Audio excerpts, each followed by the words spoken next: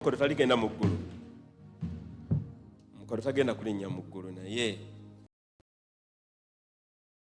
kamaffe yeebazibwa abooluganda. Si kirungi nnyo nti ekkanisa yaffe tutandise okuba nti tugenda mu maaso. Si kirungi nnyo. Ate nga tukola ebintu ebisanyusa nga ne Mukama wabitunulya bimuwa ekitiibwa. Ate kati ffe ekirala kye tulina nti nno ekkanisa yaffe tutwalibwa ekibiina ekiyitibwa NGO, ebibiina ebyannakyewa. Kati amateeka ge tulina mangi. Si kkanisa bukanisa naye tubeeranga ekitongole naye nga kiba kituyamba okuba nti tuba n'ebintu nga biruŋŋamu. Mukama yeebazibwe. Era gye twagala okugenda ng'ekkanisa. Era nali ŋŋamba owooluganda omu nti nno ndowooza Mukama akikola bw'ati tusobole okukola omusingi omugumu nti ekkanisa bw'eneeba nga egenda ng'ekula ejja kusinga n'omusingi nga muki mugumu mu buli sayidi yonna ekwatagana ku nsonga ey'obuweereza. Kale njaluddemu ambuulize akulinaanye nti Mukama yeebazibwe. Mumbuulizeeko mugambe musanyusa okukulaba, mugamba okoze bulungi okujja mu kkanisa olwaleero n'oteebika mu kitanda. Mukama yeebazibwe. Akadde ko kadduse naye tugenda naffe kudduka. Mujja kunzikiriza nziruka emisinde twatandise leeti naye Mukama atusaasire. Kale Sande eyaggwa nali siriiwo kubanga muwala waffe omukulu Talemwa Eriela Ivana yali nga balina saavisi okuba nti basabirwa okuteekateeka okukola ebibuuzo ebya senior 4. Kati nga kyali kyetaagisa taata ne maama okubeerawo mu buntu. Nali sinza kutumira muntu mulala alina okubeerawo. Naye njagala okwebaza Aunty Dorothy. Dorothy ali ludda wa? Afulumyemu katono kale oyo bw'atyo ye mukozi. Ye yakulembera saavisi ne Aunty Joan Apire yali omubulizi waffe. Tubakwireko mu ngalo kubanga baakola bulungi. Era n'ekkwaya yaffe tubongere engalo n'ekkwaya yaffe beewaayo nnyo ddala. Bane mwebale nnyo, mwebalire ddala. Betwalimu ebyo era y'ensonga lwaki saaliwo. Kino mpozi nakyo kankiiseewo nti tuli bamalirivu okumaliriza ekizimbe kyaffe. Wiikendi ewedde twanyweza enzigi zaffe zino eziri mu maaso. Oziraba bwe zityo nga bwe ziri naye munda wa seminti twayongeddemu ebyuma nti ne bw'oba olina kilo 2 ne weewuuba olwo oluggi lusigala luseka kubanga lugumye. Mukama yeebazibwe. Patience kituufu gwendako weewuubeko olabe. Kaakati ne tuzzaako obugundi obwo buno bubeera ku madirisa window sill bubeera nga akabalaza k'eddirisa nabwo tutandisa n'obubukola bubeere ng'ekkanisa ennyuma. Naye kati bannange obudde bwo butambula. Tulina embaga nga December 7. Twagala tukuŋŋaanye ssente tusiige ekizimbe kino. Era twetaaga ebidomola nga 15, 17 bwe bityo. Ekidomola ekimu mitwalo 7 gyokka. Bane bw'oba ogamba njagula ekidomola kimu ekimitwalo 7 jangu olabe mukadde Dikoni Emma kirumira wano waali. Twagala kusiga kkanisa naye tetuyinza kugisiiga tunabakukola. Mulaba waya zino ezitambula ezo bwe ziti ezo zirina okuvaako zino zidde wansi kubanga bwe tunaba tusiiga twagala bintu bifaanana bwe bityo mu kkanisa yaffe. Kati bannange twongere timu eky'ekkumi ne ssente ez'okuzimba ekkanisa yaffe ebeere nga kkanisa nnungi era tweweeyo ku nsonga eyo. Kale kati muzikirize tugende mu kigambo badde kikesigaddeyo tunakikubirira kuba ye Mukama asigala nga mulungi. Mu budde oba ebiro bye tulimu kaakati mu bya Bayibuli waawo tuli mu mwezi gwa Oktoba omwezi gw'ekkumi emyaka 2024. kalenda gy'osoma olwaleero. Naye mu budde obwa Bayibuli obwa Katonda tuli mu mwezi ogw'omusanvu, Bayibuli gweyita Tishri. Kati omwezi ogwo Tishri ogwo gwe mwezi ogw'omusanvu ogwa Bayibuli. Naye tumanyi bulungi nti emyezi egiddako ogw'omunaana Heshivan, ogw'omwenda Kislev, gw'ekkumi Tivet paka Adda omwezi gw'ekkumi-n'ebiri. Lwaki tubajjukiza ensonga eno? Nti musobole okutegeera nti newankubadde ng'eriyo kalenda gwe gy'ogoberera, kalenda eyo si ya Bwakatonda ey'Abaluumi eya Oktoba, Sebutemba, tebiri mu Bayibuli ebyo. Naye biri mu Bayibuli zino Tishri. Tujja kubayita bannaffe mujje mu prayer school muyigirizibwe. Abamu ku mutemena okujja mu prayer school mujje muyige. Lwaki? Mutegeere ebiro. Omanye ebiro, omanye ekyokukoleramu n'ekitali kyakukoleramu. Kati omwezi guno gwa nkizo nnyo kubanga omwezi ogw'omusanvu gwe gutandika omwaka ogwa Bayibuli. Tubadde mu mwaka ogwa 1584. Kati nga tubala omwaka ogwo okuva Adamu we yatonderwa gy'emyaka 1584 we tubadde. Naye kati weekend enewedde olunaku olwokusatu twayingira omwaka 1585 okuva Adamu we yakola ki? We yatonderwa. Kalenda bwetandikira eno ya Bayibuli. Kati njala kino mukitegere bulungi nti bw'ogatta emyaka okuva Adamu we yatonderwa ne Yesu we yajjira gyali emyaka nga 2000 n'omusobyo. Kakati batugamba nti okuva Yesu yabeerera ku nsi n'okutuuka olwaleero n'ogiringa 2000 neki n'omusobyo. Kumpi gy'emyaka 10,5 kiba kigatta. Naye bagamba oli mu mwaka 2024 bagenda tufeebya. Naye Mukama ffe tumanye amazima, gamba tumanye amazima. Kakati omwezi guno gwa nkizo nnyo kubanga omwezi guno gwa kwenenya, okwetereeza, okwekebera obulamu bwaffe. Naye ate budde bwa kisa nga bwe twetereeza obulamu bwaffe Mukama aba atujjukira. Bwe tugamba nti Mukama asaasira era Mukama aba asaasira ate abeera wa kisa. Era guno omwezi gwa bugabirizi. Bw'obanga weetaaga obugabirizi Mukama mujjukiza mugambe Yesu guno omwezi gwa Tishri ogw'omusanvu gabirira ebyetaago byange. Gamba nti amiina. Mukama ye nannyini zaabu, ye nannyini n'effeeza.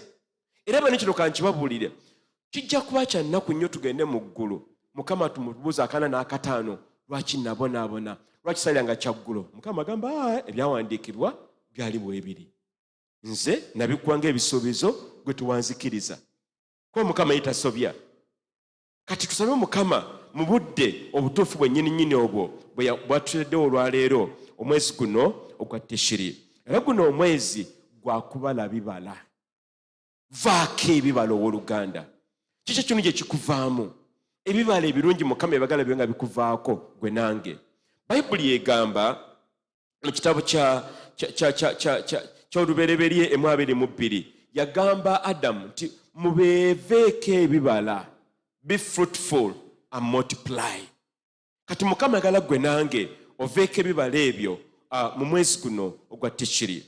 Era guno omwezi ogwabo abeewaddeyo okubeera abasaale n'okubeera abawanguzi. Guno omwezi si gw'abatiitiizi. Guno omwezi ogwabo abasazeewo nga bo bagamba oba kiba kibe nja kuweereza Mukama, nja kumwagala, nja kubeera muwanguzi, nja kulya amawanga, nja kubeera musajja na mukazi Mukama gwabuulyako mu kyawandiikibwa. Era guno omwezi Mukama ayala kujja mu buswavu. Biki ebikuswaza eri obulamu bwo? Nsonga ki ereeta obuswavu eri obulamu bwo oba okuleeta okulemererwa? Mukama kino guno omwezi ayala gwe nange tubeere nga tuva mwezi embeera ez'okuswala, okunyoomebwa n'ebiringa ebyo. Gamba nti amiina. Kati weetwalire obudde buno Mukama omugambe nti Yesu kati nze guno omwezi gujja kubeera gwa njawulo eri obulamu bwange. era ekiseera kino kyennyini mulimu embaga Bayibuli zeyogerako mu kitabo ky'Abaleevi 23. Embaga ziringa 3. Bayibuli yogera ku mbaga 7 mu Bayibuli. Naye katuse mu mbaga ezisembayo ez'omwaka. Era ng'embaga Bayibuli zeyogerako mu kitabo ky'Abaleevi 23 y'embaga ey'amakondeere.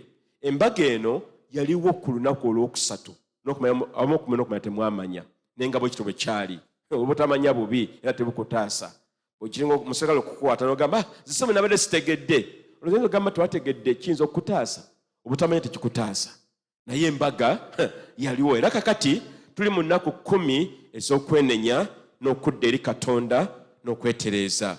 Ennaku zino 10 nga ziweddeko tugende mu mbaga eya Bayibuli gyeyita ey'okwetereeza oba Feast of Atonement. Oyo kwetereeza tumenga ndino gwe nange wetereeza Mukama waffe yeebazibwe.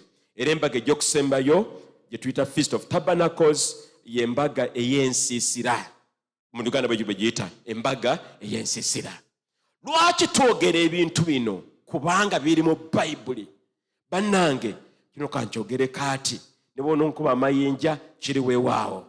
Ebintu byetujaganya bino Sekukulu, Pasika, Valentine, nebigende kafukunkunaye temuli mpewo. Eyo ki? Okay. Amu tumagala kukyogera nenga ge mazima. Kakati obudde bwe tulimu obwo obw'ebiseera ebifaanana bwe biti. Olwaleero bikkula Bayibuli yo olubereberye essuula ey'okusatu.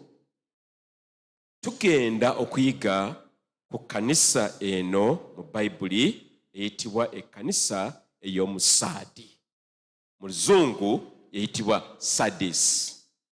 Ekkanisa ey'omu Saadi. Ekkanisa eno kiki kye tugiyigamu? Tuli mu budde nga tuyiga ku makanisa 7 agali mu Asia Minor. Era amakanisa ago tuyizeemu ebintu bingi nnyo. Ne ku Saadi twalaba ekkanisa gye tulimu nga mwalimu Jezeberi. Mujjukira Jezeberi anti yali asomesa bulungi wano. Naye olwaleero y'ekkanisa eno eya Saadi oba mu Luzungu Sardis. Kati obuzibu ku kanisa eno obusookera ddala nti ekkanisa eno yali kanisa nga nfu. Kanisa nga ki? Nfu. Omufu abeera atya?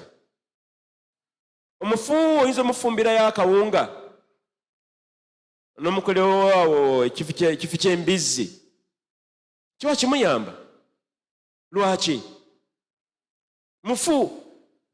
Abannakenya Abakikuyu balina enjogera nti Abakikuyu baagala nnyo ssente. Era kati bo bagamba kubanga baagala nnyo ssente, bw'oba yalokakasa Omukikuyu yafudde, teekawawo koino gikonekone bweti. Bw'aba tagolokose ng'omanya nti afudde. Kubanga omufu aba teyeeyamba. Omufu tayogera, omufu tabeeramu kantu konna kamuvaamu, abeera awo bw'atyo. Tubikkule okubikkulirwa essuula ey'okusatu olunyiriri olusooka ku lw'omukaaga. Tujjemu bye tujjeemu, obudde butambudde, tulabigende mu maaso.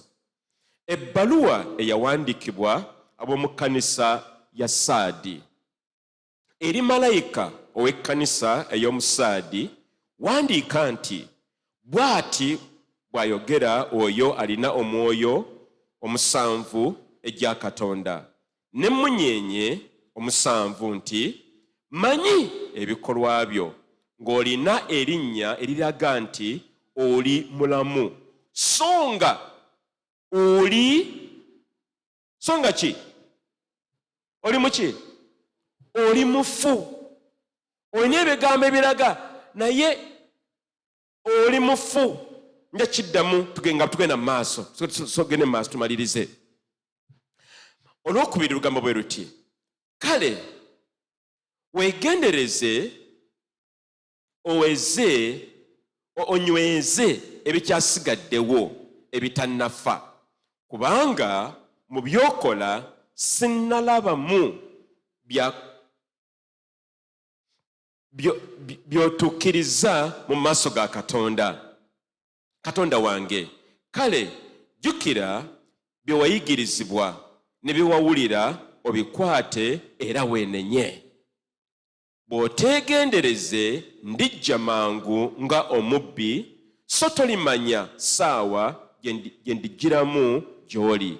Naye waliwo abamu mu Saadi abatonotono abatayonoona byambalo byabwe, balitambula nange nga bambadde engoye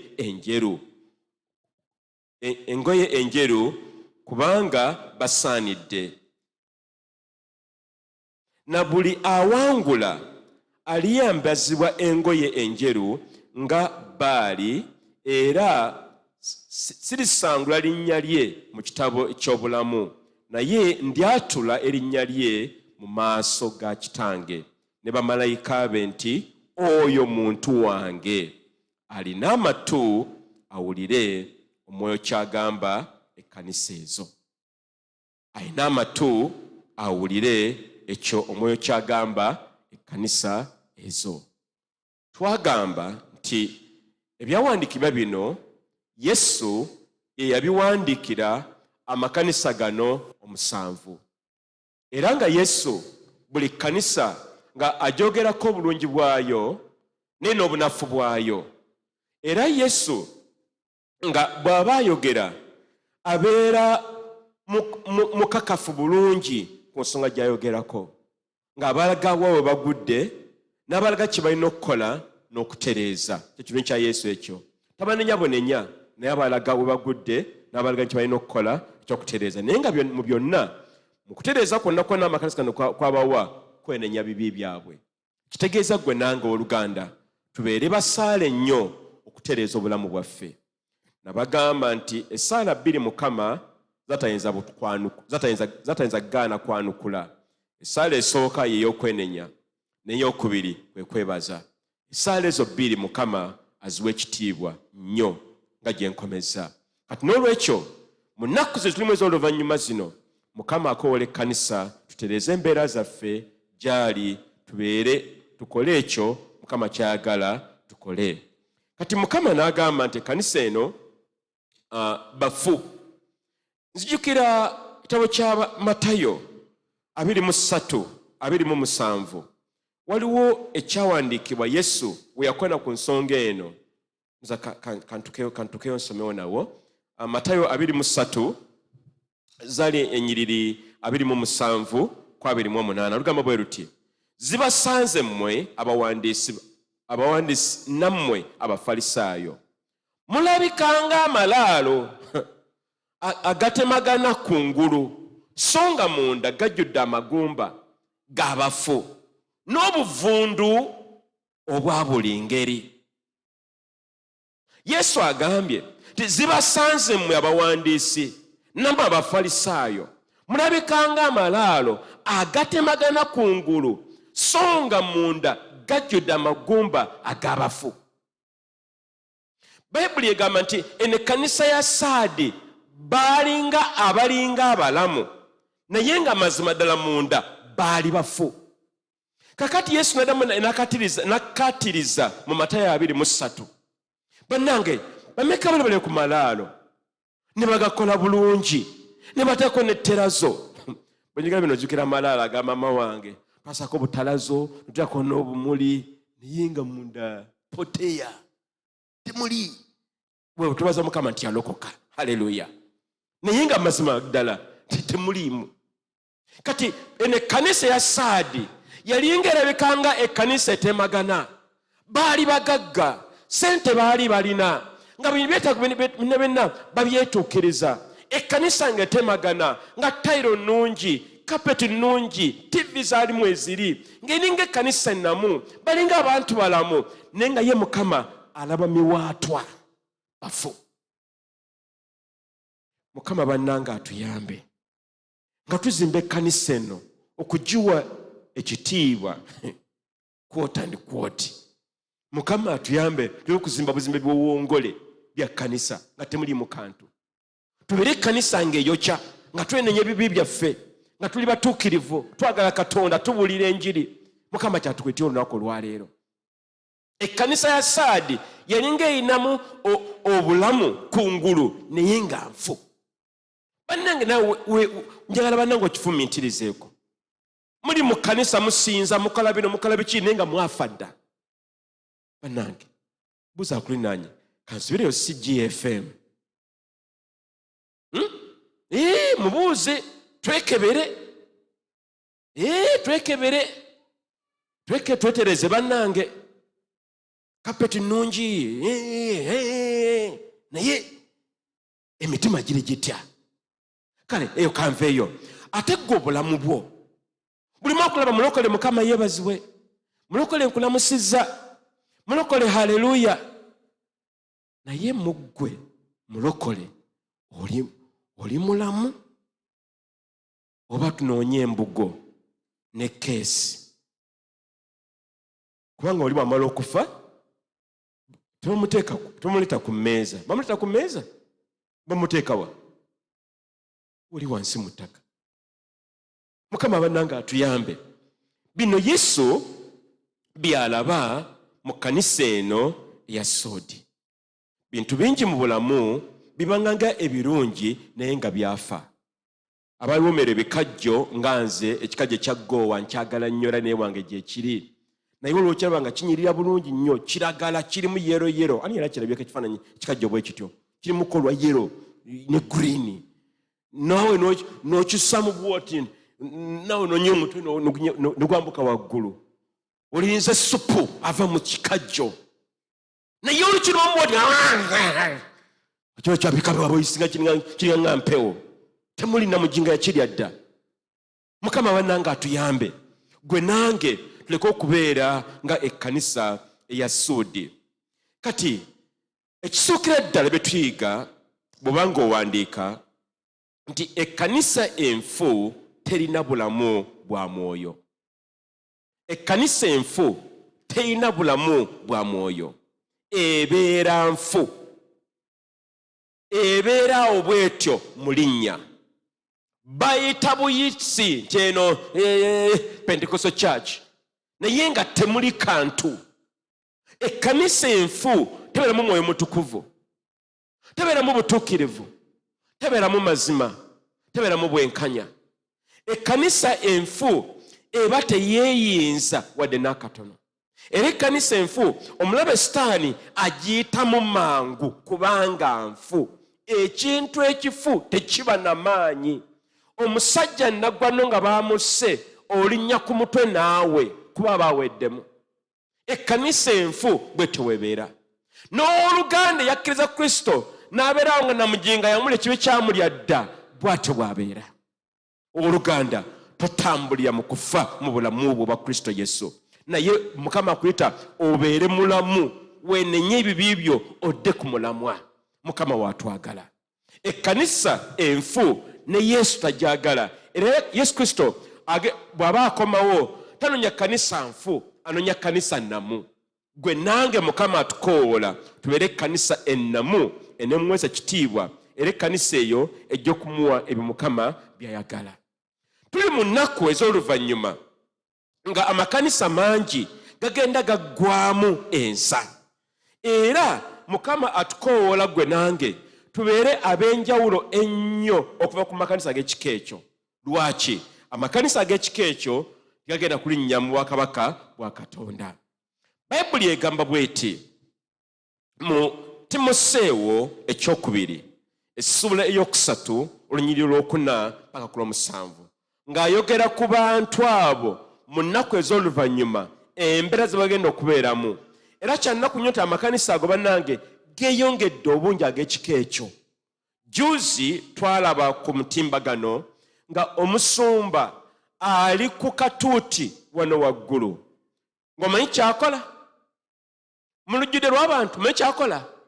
Nga baleese ebensani bbiri mu masekkati wano. Nga anaaza abakyala mbu abanaazaako ebibi. Nga bali bwereere bukunya. Kakati weewunye. Ne be banaaza nabo batumbaavu. Munsasire. Nga layini ssebo nnene nga onamala okunaziwa n'omulala najja ne katawulo. Ne bannange GFM temubeeranga mu bintu bwe bityo bya kisirusiru. Mukama atusaasire ffe abasumba twekukola bintu bwe bityo. Bwetubanga nga kikalabisa namwe kati mutugambe. Mukole ki? Mukole ki? Kale muŋŋambe.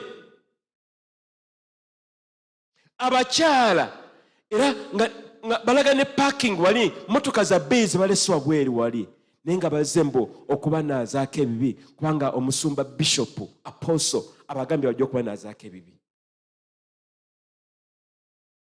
Ennaku ez'oluvannyuma zigenda kubeera nnaku nzibu nnyo, naye mwegendereze Bayibuli nga bwetugamba. Bayibuli egambye Timoseewo ekyokubiri nga Bayibuli egamba abantu bano ab'ennaku z'oluvannyuma nga bankwe, nga baagala ebyamasanyu okusinga bwe baagala Katonda, nga balina ekifaananyi eky'okutya Katonda so nga tebakikkiriza maanyi gaakyo. Abantu ab'engeri eyo obeere wala, tubasembereranga. Balinga abalamu naye nga bafu. Si buli agamba Mukama yeebazibwe mukkiriza. Mukama bannaffe atuyambe bannange. Si buli agamba nti ndi mulokole mu bulokole, abamu balimba. Kakino kutwalya ggwe akabanga okuba nti nno osobola okwawula ani mulamu ani mufu. Ate nawe tobeera mufu ng'ekkanisa ya Sardis. Ekkanisa ya Sardis. Kanisa ya Sadi. Mukama atukowoola tubeere abalamu naye si bafu. Ekyokubiri, Yesu awa ekkanisa ya Sadi nga bw'akola olwaleero. Awa amagezi. Ekkanisa agiwa amagezi. Ekkanisa tayagala ezikirye kubanga ekkanisa ekkubo lyayitamu okutuukirira amawanga amalala.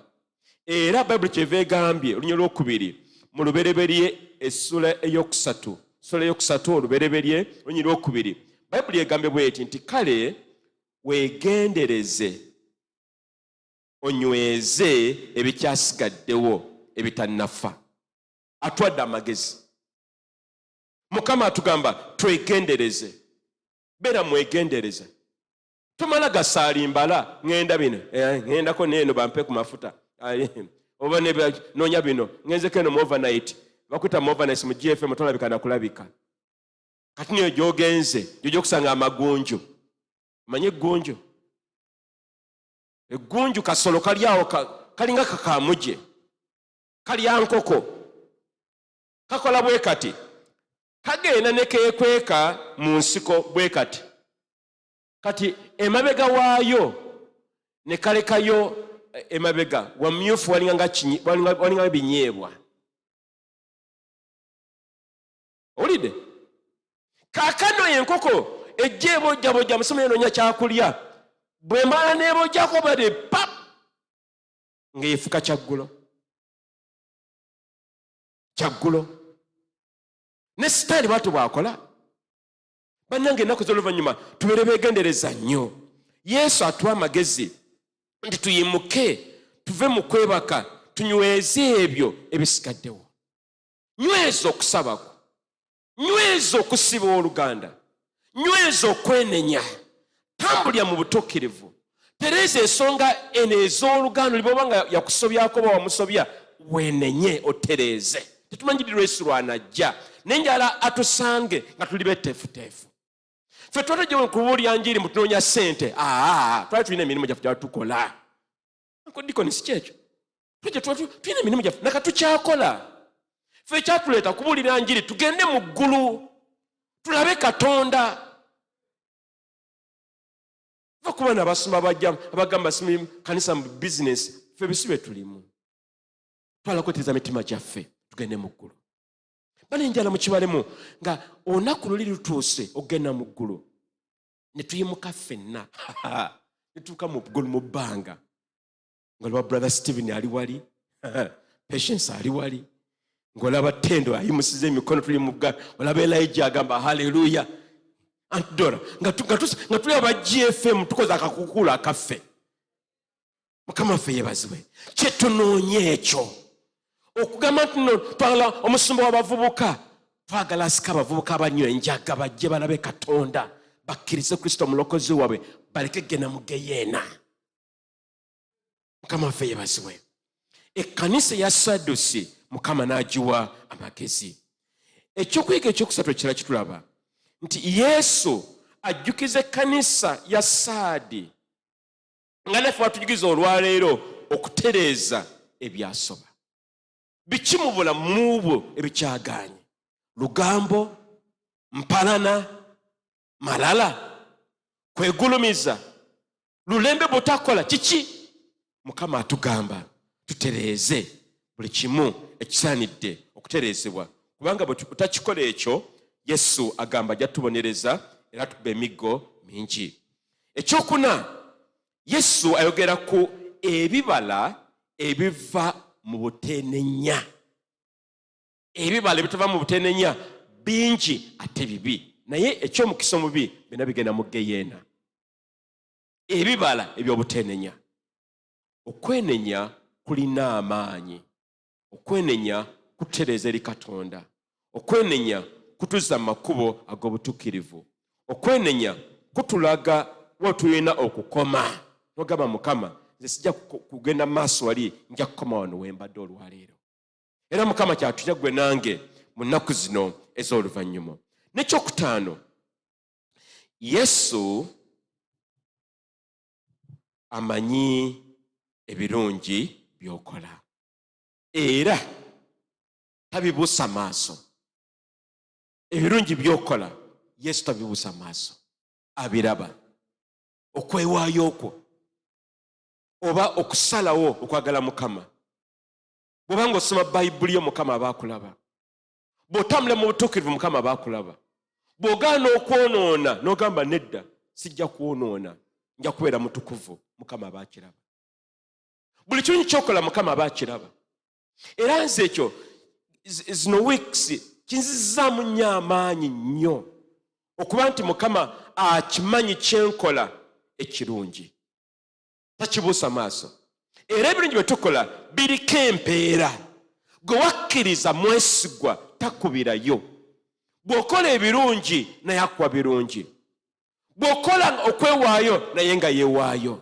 bw'okola okwagala naye nga aleeta okwagala bweta ekimu ky'ekkumi naye nga ensimira zazikubisamu emirundi ezigenda buli kyokola ekirungi kiriko empeera yaakyo ye Katonda gwe twakkiriza abooluganda va ku olisitaani oli omubbi omubuyabuya yajja okubba okutta n'okwonoona ye bw'atyo talina mu mbala za bulungi naye Katonda gwe twakkiriza ye Katonda omulungi ayagala abantu be Bayibuli etugambye bulungi twasomye olunyolo lwokusatu ng'agamba abo abalaba abali mu Sadisi abalina engoye ezitanaba kusaanyizibwako kibi oba ebibi era Mukama bw'otabya mutuukirivu abaakulaba era Mukama ekyo kyanoonya engero 15:8 Bayibuli egamba nti saddaaka y'ababi Mukama tagyagala era ebyo binyiiza Katonda naye essaala y'omutuukirivu emuweesa ekitiibwa essaala yo gwe gy'owaayo eri Katonda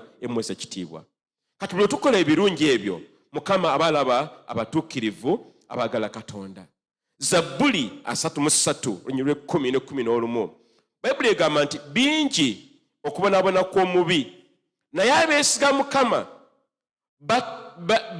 beetooloddwa ekisa kye n'okusaasira ababaagala Mukama beetooloddwa ekisa kya Katonda n'okusaasirwa Katonda waffe bw'obanga okola birungi Mukama ayina empeera yo era aba akwaga n'ekisembayo kyetuyiga kino nziramu kuttaanya butaanya Mukama ayina empeera eri abo abakola ebirungi tukolere empeera eyo bannange oyinza okugamba naye Mukama lwaki amala gatuwa buwi natuwa buwi kisoboka naye mu nsi gye tulimu kye tuyiga nti teri mpeera ejja baterinaako mulimu gwayo.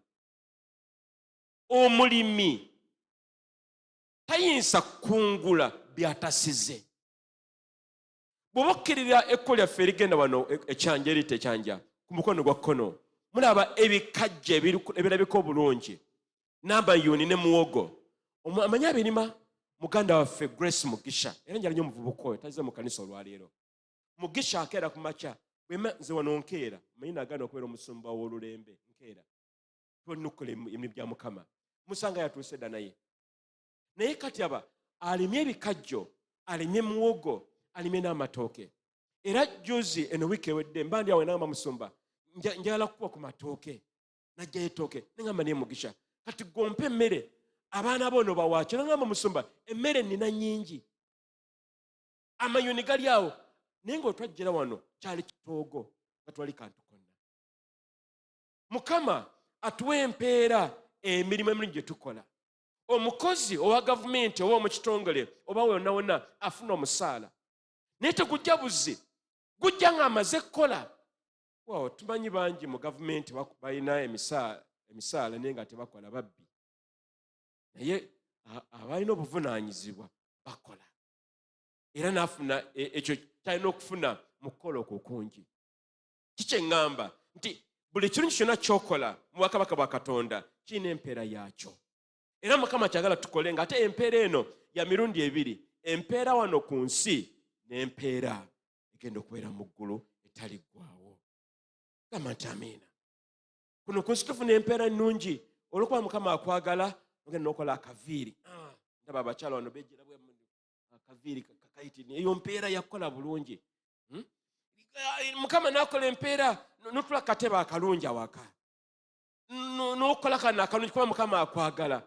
Mukama byakola nga birungi, brother, byotukola nga birungi, Mukama abiwa empeera yaabyo. Era ekyo Mukama kyanonya olwaleero n'enkya ne bujja mu maaso. Njala kumaliriza olwakadde era n'obudde kubanga bugendedde ddala. Mukama atugambye nnyolo lw'omukaaga okubikkulirwa 3 nnyolo lw'omukaaga tugendeyo mu maaso tugenda n'okukoma n'olunyiriri olwo tufundikire. Walumpadde mu Luganda, kale kansimu mu Luganda wano lugamba bwe luti, Bayibuli egambye nti alina amatu awulire oyo kyagamba ekkanisa. Njala okwate ku matuugo, kwata ku kutu. Gamba nti alina amatu awulire omwoyo kyagamba ekkanisa ye. Amatu. Bayibuli egamba balina amatu naye tebakola ki?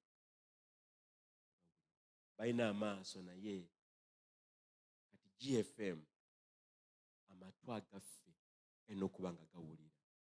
Omwoyo kyakola ki? Kyatugamba. Kale tusabe. Oteka omutwe gwo wansi ozibirize ku maaso. Njagala ofumentize mu seconds 2 bwokka. Yogerako ne Katonda kyotodde, kyoyize, ekikugasizza, kyojjeemu, ekibaddemu endasi. Njagala ogere ne Katonda gwe ng'omuntu awuuli nga amaaso ogazibiriza. Kikuwa obudde okuba nti okifumitizaako bulungi. Mukama Katonda omulungi tukwebaza nga ekkanisa nti Mukama otuwadde ekigambo kyo lunaku olwaleero. Tuga ku kkanisa eno eya Saadi. Mukama bituyize bingi tebiyinza nakuggwaayo, naye Mukama tukuwa ekitiibwa naffe nga bwe walabula ekkanisa eya Saadi, naffe Mukama twala okulabulwa kuno. Tubeere abeegendereza tukole ebyo ebisaanidde okukolebwa. Mukama nyweza ekkanisa yaffe GFM ekukubeera ekkanisa enfu ng'amalala bwe gabeera mu mannya, balina obugagga na bikine nga temuli mpewo. Mukama tuyambe tusigale nga tulina amazima n'obutuukirivu. Mukama nyweza ekkanisa eno ebeere nga tugenda kujja mu ggulu ffenna, tujje mu ggulu Yesu ng'ekkanisa. Era Mukama tusaba nti GFM yemu ku makanisa ginasingamu abantu abangi abavudde mu kkanisa muno okujja mu ggulu. Mukama tukwebaza nnyira kitaffe n'ery'omwana n'ery'omwoyo